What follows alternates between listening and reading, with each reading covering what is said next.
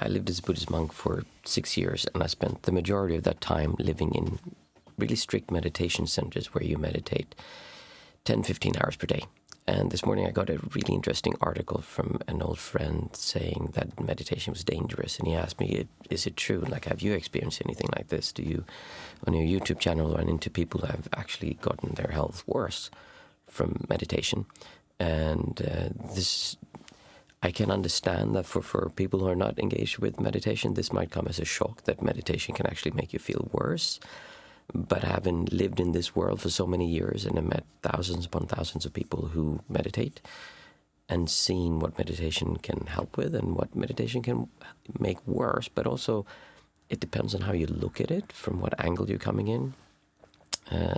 I thought this was an interesting topic, so I recorded a video for him, and I thought, hey, that's a really good topic to put up here, because there's a lot of people who might not think about this, but it's a topic. It's worth thinking about if you're getting into intensive meditation. So I'll just cover briefly the kind of things that can happen, and also the approach you take to meditation, how that can change the effects of meditation. Now, if you think about it, in the West, we tend to see meditation as, okay, I want to get more focused, I want to get more productive, I want to enhance my ability to run fast or jump or whatever it is we want. We want to improve us. I want me to be stronger, a better person who can produce more and be more stable so that I can be more effective at work. That's kind of the promise that most people come into meditation with who aren't into the spiritual scene. If you look at how meditation was practiced in the old times in India or most countries, then meditation was a tool that you use to disassemble the sense of self, which doesn't sound quite the same, and they're vastly different in why we do meditation. So it is true that when you meditate, you become clearer, you can have more focus, you become more centered, and it can help in many ways like that. But it depends also on how you do the meditation. For that kind of effect, I usually tell people that the best way to do it is just to do 20 minutes per day.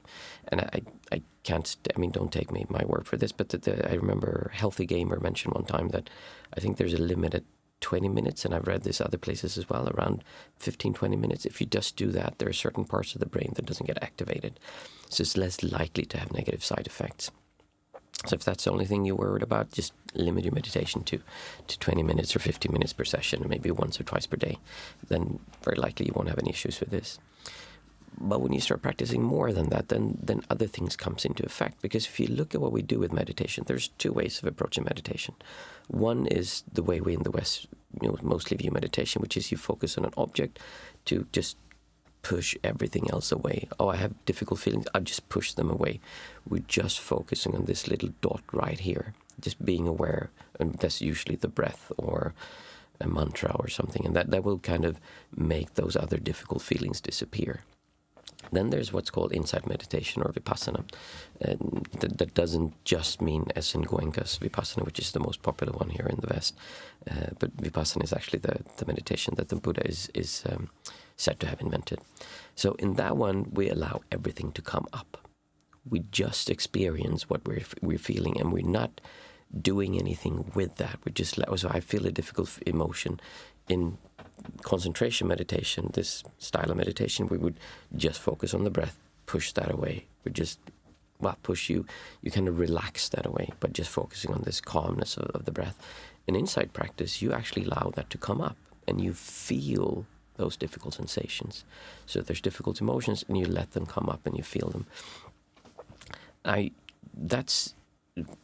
That's inherently difficult to do, which is when people told me when I came back, when I lived as a monk in Asia, and I'd come back sometimes in the later years, people would meet me like, oh, I'm so jealous of you. You get to just sit there up on a mountain in their mind and to just relax and be calm and enjoy the nature and stuff. Like, no, that's not what it's like. This is the most difficult thing I've ever done in my entire life. I've never done anything this tough. And that's specifically with the insight practice. I also spent a lot of time in Plum Village in France, which is a center that practice mindfulness, which focuses more on enjoying and being grateful. I prefer saying appreciate, because that's a better way of approaching it. So that's a completely different approach to practice, because one of them focuses on just pushing all the difficult things away. One approach is letting them come up. We're changing how we relate to physical sensations inside of us and emotional stimuli. Now that can create one of the most common issues that comes up, which is well, I'm not sure if it's, I guess it's quite common, disassociation, meaning we don't feel like, oh, I'm not my body, or I don't relate to the world around me in the same way. And that can be seen as, oh, it's dangerous, there's something wrong with meditation. If you're coming into it from the perspective, I want to be more productive, I want to get more enhanced senses and run faster and like those things, then all of a sudden, hey, I can't feel any motivation to run anymore or to go to work, or you might get sleeping difficulties because all of this stuff affects you a lot. And especially if you just say you live a normal life and then you just go and sit for 10 days, 10 hours per day, that's going to affect you. That can be quite jarring. And if you then don't have anyone to talk to about this, it can mess people up. I mean, they do. In every center I've been to where you practiced a lot, like over 10 hours, then they would do a screening. They would ask about your mental health, if you took any medicines, and if you were in a state of mental instability for some reason, then they generally wouldn't allow you. And that's not to be mean. There's a lot of people who were rejected that I spoke to who felt that it was unfair because they wanted to fix this thing, and then they felt, oh, I need to go there to fix it. And that's not really the case. It's more that you probably, the teachers don't want to risk you not being able to handle what comes up, because imagine you've made a world that you can function in, and it's kind of limited, and now you're opening that world up. You're allowing all those things to come up. That can be overwhelming, it can be jarring, and it can cause shifts in how you identify with this. It can disrupt your reality for sure. So the question if meditation is dangerous has been in the West, mindfulness with John Kabat-Zinn, and how that's used in clinical psychology too. And I believe there's so much good that can be done from this.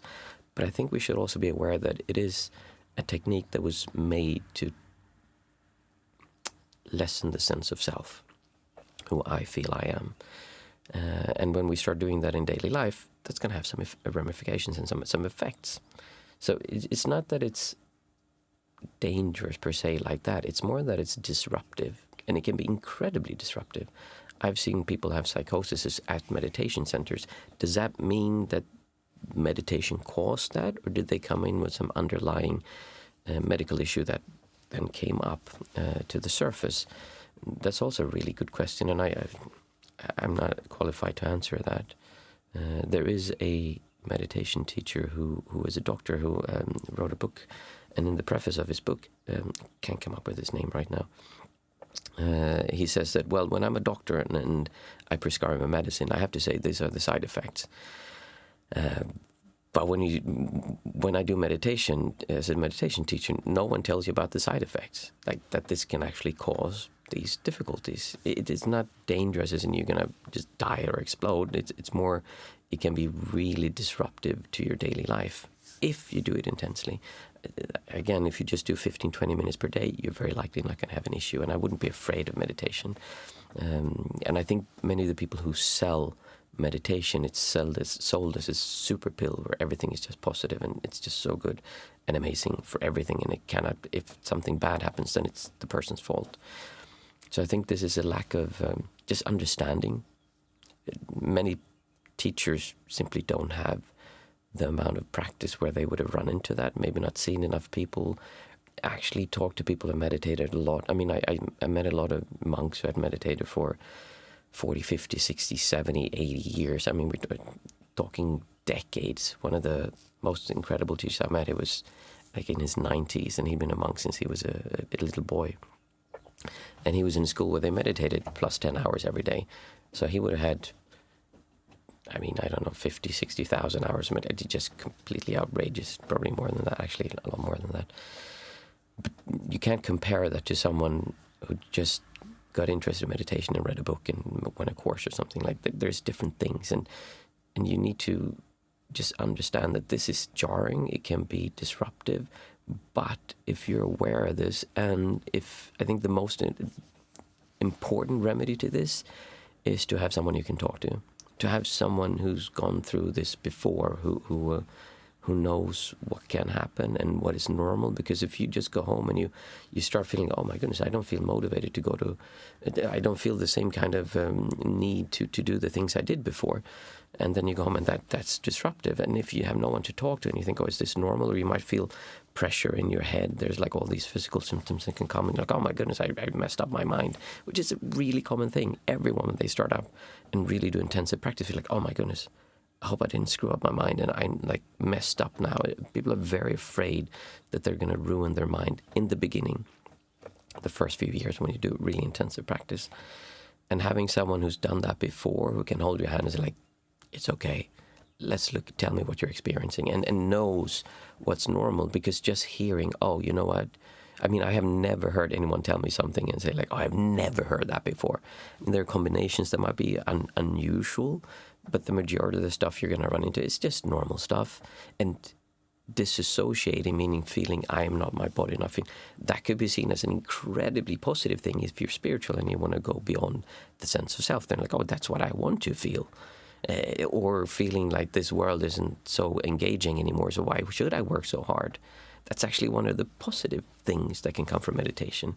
But if you're stuck in this idea that I need to live my life this way, and you went into meditation from the perspective of it's going to enhance me and make me more productive, then yes, it is dangerous and it can disrupt your daily life and it can make things very difficult. And I think it's a really good thing that this is coming up. This is just the last, I mean, when I was ordained, this was 2009. This was, I never heard anyone talk about this. This was just not a topic. But now it's coming more and more. And there's, I think Tim Ferriss had a video with, can't remember her name, but I think she's head of Cheetah House Meditation Center. And she's really laying it on how it's dangerous, because I think that she came into it and saw a lot of people who weren't expecting this, and most of the people she'd run into are from this side here where they want to increase their productivity and stuff like that. So then, yeah, that is bad. It's just that now it's being too much towards the other side, meaning that, oh, meditation is dangerous, it's bad, you shouldn't do it, instead of meditation is amazing, nothing bad can happen and it's only going to lead to good things, and just do it as much as you can and you're going to be amazing. So there's probably somewhere in the middle way, like it's a really Buddhist concept, like being aware of what we're doing and how we're approaching all of this is really important, and it can change your life. And those changes might not be changes that you were looking for, because maybe you were repressing a lot of things. Maybe there were inner challenges that you hadn't approached, and maybe your way of relating to the world is a really hard one to sustain if you start looking at it and losing this strong sense of self. Because when we lose this feeling of I am here, I am so important, I need to do these things to just, oh, you know what, I actually feel good just being here, then the inertia from your daily life is still going to continue. So is meditation dangerous or is it not? Well, that depends on where you're coming from, what you want to do with it. There's lots of things you can limit the dangers of this, the risk of it going bad, which is having someone to talk to. If you want someone to talk to, I have guided meditations Mondays and Thursdays free here on YouTube. And I allow questions. I love questions like this. If someone comes and asks me a question like this, I would be super happy to talk more about it. And I have in earlier videos. Just having someone who's done it before, so you know that you're not going to die, you haven't messed up. Or someone who can hold your hand. And I'm not saying like I'm the only one who can do this. There's loads of meditation teachers out there who have good knowledge, good skill, and who have done this before, who can hold your hand and help you with it. There's also many different kinds of meditation. Some are more conducive to different outcomes. So knowing what you practice and knowing what that leads to is also really useful.